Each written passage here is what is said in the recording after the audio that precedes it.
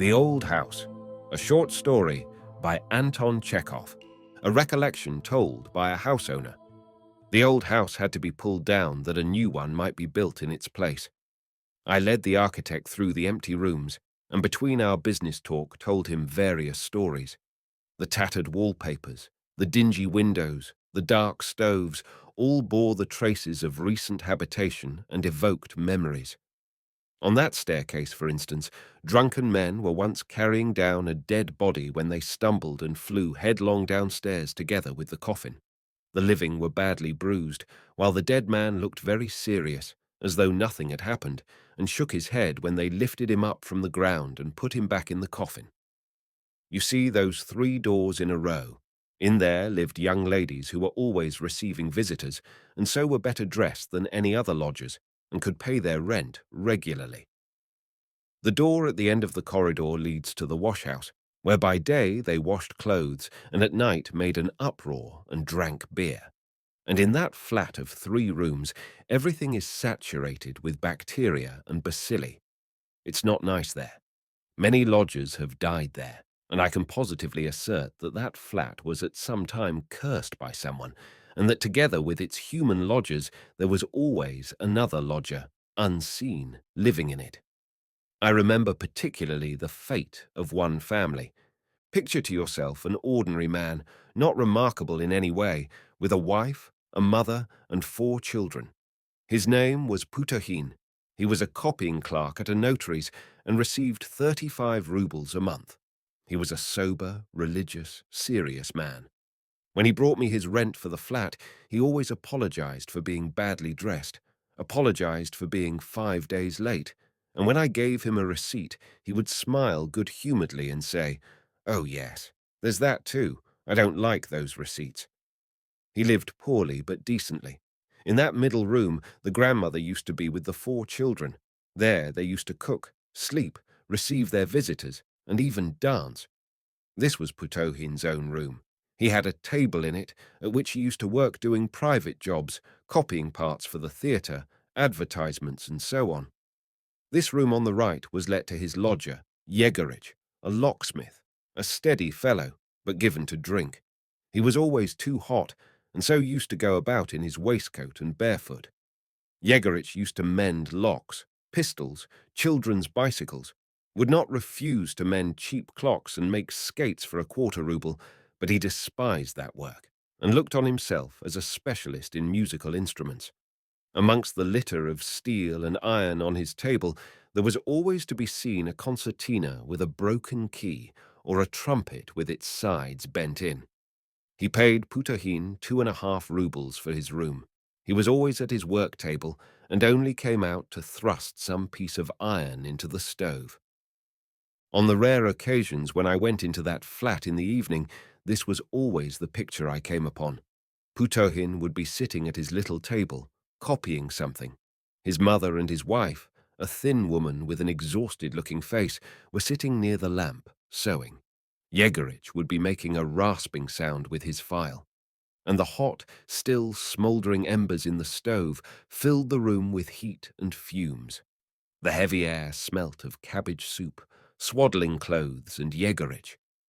It was poor and stuffy, but the working-class faces, the children's little drawers hung up along by the stove, Yegorich's bits of iron had yet an air of peace, friendliness, content. In the corridor outside, the children raced about with well-combed heads, merry and profoundly convinced that everything was satisfactory in this world, and would be so endlessly that one had only to say one's prayers every morning and at bedtime. Now imagine in the midst of that same room, 2 paces from the stove, the coffin in which Putohin's wife is lying. There is no husband whose wife will live forever, but there was something special about this death. When, during the requiem service, I glanced at the husband's grave face, at his stern eyes, I thought, "Oh, brother." It seemed to me that he himself, his children, the grandmother, and Yegorich were already marked down by that unseen being which lived with them in that flat. I am a thoroughly superstitious man, perhaps, because I am a house owner, and for 40 years have had to do with lodgers. I believe if you don't win at cards from the beginning, you will go on losing to the end. When fate wants to wipe you and your family off the face of the earth, it remains inexorable in its persecution, and the first misfortune is commonly only the first of a long series. Misfortunes are like stones. One stone has only to drop from a high cliff for others to be set rolling after it. In short, as I came away from the requiem service at Putohin's, I believed that he and his family were in a bad way. And in fact, a week afterwards, the notary quite unexpectedly dismissed Putohin and engaged a young lady in his place. And would you believe it, Putohin was not so much put out at the loss of his job as at being superseded by a young lady and not by a man. Why a young lady? He so resented this that on his return home he thrashed his children, swore at his mother, and got drunk. Yegorich got drunk too to keep him company. Putohin brought me the rent, but did not apologize this time, though it was 18 days overdue, and said nothing when he took the receipt from me. The following month the rent was brought by his mother. She only brought me half, and promised to bring the remainder a week later.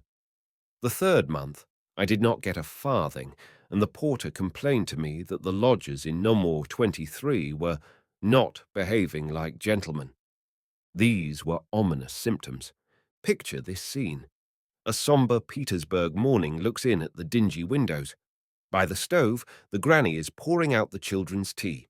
Only the eldest, Vasya, drinks out of a glass. For the others, the tea is poured out into saucers.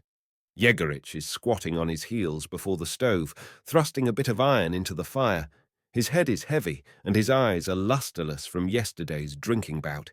He sighs and groans, trembles and coughs. "He has quite put me off the right way, the devil," he grumbles. "He drinks himself and leads others into sin." Putohin sits in his room, on the bedstead from which the bedclothes and the pillows have long ago disappeared, and with his hands straying in his hair, looks blankly at the floor at his feet. He is tattered, unkempt, and ill. "Drink it up, make haste, or you will be late for school," the old woman urges on Vasya. "And it's time for me, too, to go and scrub the floors for the Jews." The old woman is the only one in the flat who does not lose heart. She thinks of old times and goes out to hard, dirty work. On Fridays, she scrubs the floors for the Jews at the crockery shop. On Saturdays, she goes out washing for shopkeepers. And on Sundays, she is racing about the town from morning to night, trying to find ladies who will help her. Every day she has work of some sort. She washes and scrubs and is by turns a midwife, a matchmaker, or a beggar. It is true she, too, is not disinclined to drown her sorrows, but even when she has had a drop, she does not forget her duties. In Russia, there are many such tough old women, and how much of its welfare rests upon them. When he has finished his tea, Vasya packs up his books in a satchel and goes behind the stove. His greatcoat ought to be hanging there beside his granny's clothes. A minute later, he comes out from behind the stove and asks, "Where is my greatcoat?" The grandmother and the other children look for the greatcoat together. They waste a long time in looking for it, but the greatcoat has utterly vanished. Where is it? The grandmother and Vasya are pale and frightened. Even Yegorich is surprised. Putohin is the only one who does not move.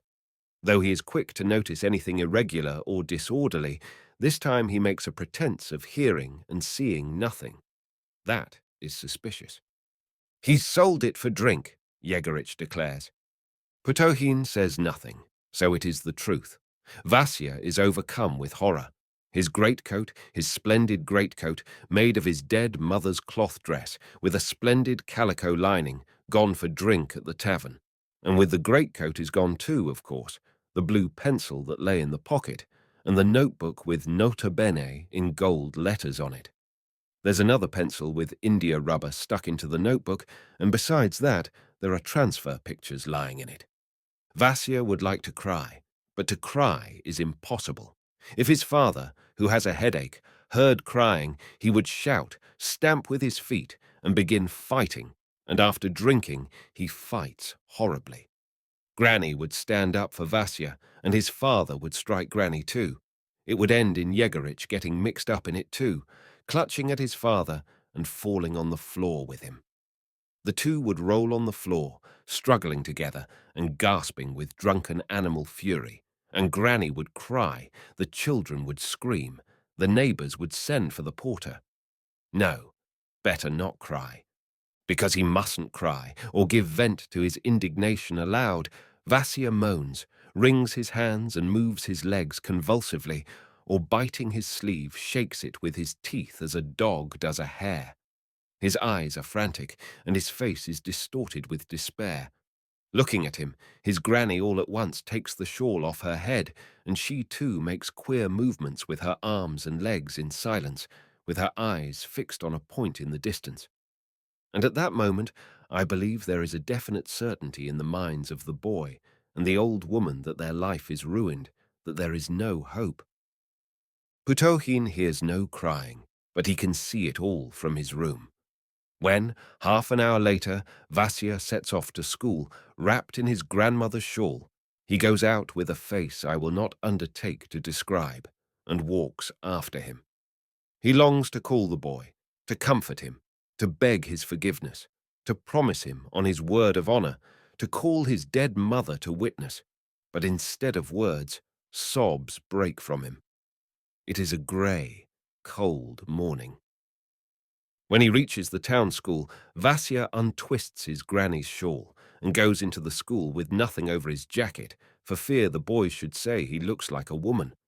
And when he gets home, Putohin sobs, mutters some incoherent words, bows down to the ground before his mother and Yegorich and the locksmith's table. Then, recovering himself a little, he runs to me and begs me breathlessly, for God's sake, to find him some job. I give him hopes, of course. At last I am myself again, he said.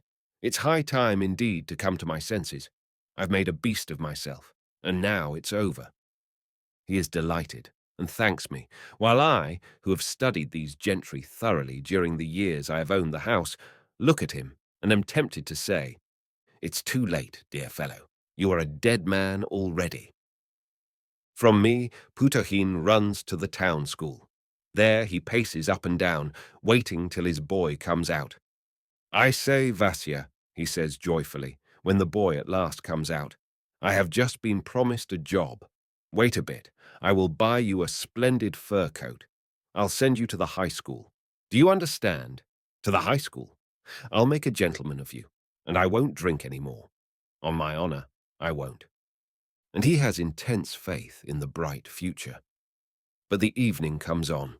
The old woman, coming back from the Jews with 20 kopecks, exhausted and aching all over, sets to work to wash the children's clothes. Vasya is sitting doing a sum. Yegorich is not working. Thanks to Putohin, he has got into the way of drinking and is feeling at the moment an overwhelming desire for drink. It's hot and stuffy in the room. Steam rises in clouds from the tub where the old woman is washing. "Are we going?" Yegorich asks surlily. My lodger does not answer. After his excitement, he feels insufferably dreary.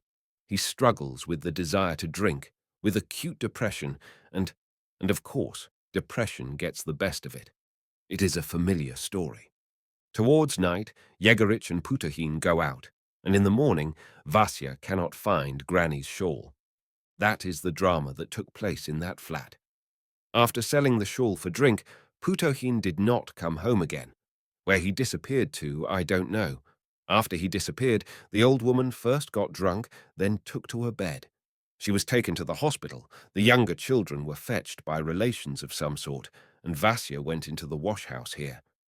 In the daytime, he handed the irons, and at night, fetched the beer. When he was turned out of the wash-house, he went into the service of one of the young ladies, used to run about at night on errands of some sort, and began to be spoken of as a dangerous customer. What has happened to him since I don't know. And in this room here a street musician lived for 10 years. When he died, they found 20,000 rubles in his feather bed.